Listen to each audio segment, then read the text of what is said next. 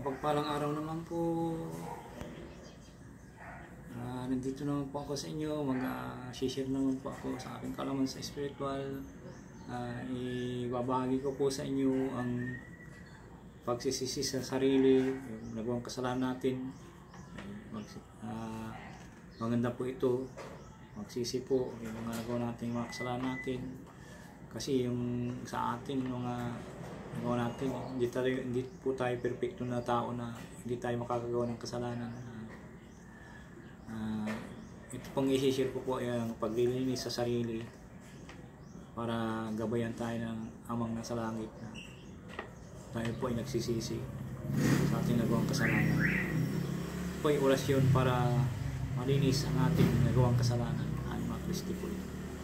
At bago po ang lahat, bago ko po i-share po sa inyo yung Anima Christi na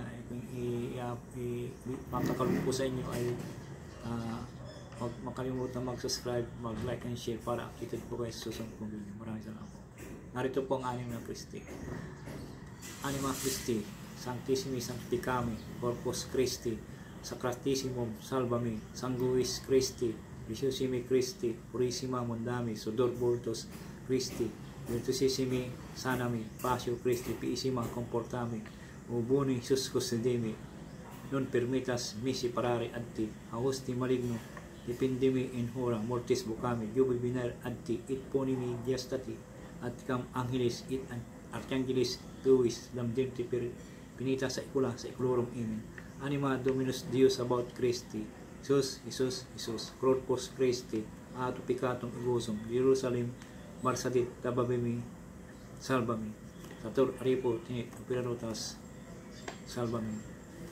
At isunod po ang susi ng sa pangalan ni Jesucristo, taga Nazaret.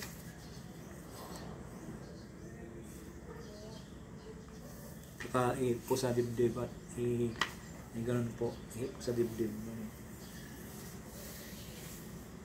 Sana po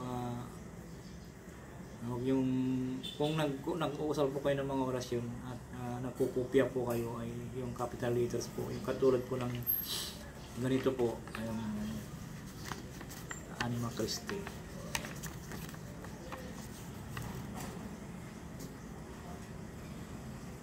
Ganyan po, wag yung dugtong-dugtong po pag nagkukopya kayo ay yung all capital letters po para mabisa po.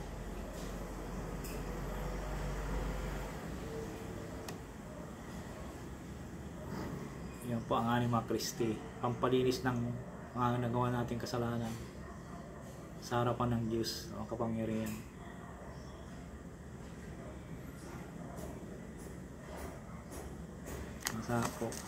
Sana po nagustuhan niyo po yung video ko po at huwag niyo pong kalimutan mag-like, subscribe at mag-share para sa updated po kayo sa susunod kong video. Maraming salamat po. Dito po marami po ako ibabahagi sa inyo na aking kaalaman sa spiritual. Maraming salamat po. Bye-bye po.